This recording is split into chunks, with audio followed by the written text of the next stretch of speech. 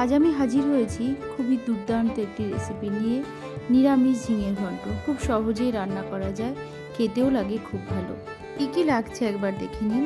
এখানে আমি 500 গ্রাম ঝিঙে নিয়েছি। ঝিঙেটাকে আমি ভালো করে খোসা ছাড়িয়ে দুটো করে এরকম ভাগ করে নিয়েছি, ছোট ছোট পিস করে। আর নিয়েছি 150 গ্রাম মুগ ডাল। মুগ ডালটা আমি কিন্তু ভাজিনি, কাঁচা মুগ ডালই দিতে হবে। মুগ ডালটাকে আমি ভালো করে জল দিয়ে প্রথমে ধুয়ে জল ঝরিয়ে রাখবো। আর গ্যাসের উপর একটা কড়াই বসিয়ে দিয়ে অল্প তেল দিয়ে দিলাম ফোড়নে জিরে, তেজপাতা আর শুকনো লঙ্কা, আর দিয়ে দিলাম মুগ ডাল। মুগ ডালটাকে আমি 2 মিনিট ধরে ভাজবো। এরপর দিলাম জিরে গুঁড়ো, লঙ্কার গুঁড়ো, আদা বাটা, নুন। এবার আমি 2 মিনিট ধরে গ্যাসের আঁচটাকে একদম কমিয়ে ভালো করে মশলাটার সঙ্গে একটু ভাজা ভাজা করে নেব। 2 মিনিট ধরে এইভাবে কন্টিনিউ নাড়বো। এরপর দিয়ে দেবো টমেটো। আমি এখানে বড় একটা টমেটো দিয়েছি। আবারও 1 মিনিট নাড়াচাড়া করে এবার দিয়ে দিতে হবে ঝিঙেগুলো। এবার ঝিঙে দিয়ে ভালো করে ডালের সঙ্গে মিশিয়ে দেব হাফ চামচ হলুদ দিয়ে।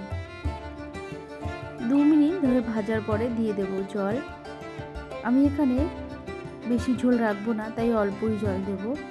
আমি কিন্তু এখানে গরম জল ব্যবহার করেছি, আপনারাও গরম জলই ব্যবহার করবেন, তাহলে রান্নাটা ভালো হবে, খেতেও ভালো লাগবে, ডালটা সেদ্ধও হবে তাড়াতাড়ি।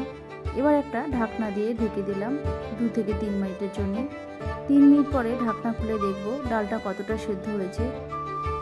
না, ডালটা এখনও সেদ্ধ হয়নি। আরও 2 মিনিটের জন্য আমি ঢাকনা দিয়ে ঢেকে দিচ্ছি। 2 মিনিট পরে ঢাকনা খুলে দেখছি কতটা সেদ্ধ হয়ে গেছে।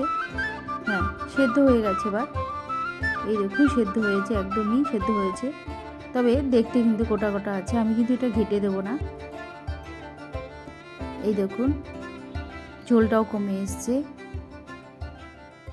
এবার দিয়ে দিলাম হাফ চামচ চিনি আর 1 চামচ ঘি। অল্প গরম মশলার গুঁড়ো দিয়ে ভালো করে নেড়েচেড়ে নামিয়ে দেব। আপনারাও এভাবে রান্না করুন। তাহলে বন্ধুরা, আমার রান্না আপনাদের কেমন লাগলো অবশ্যই জানাবেন। তাহলে আজকে আসছি।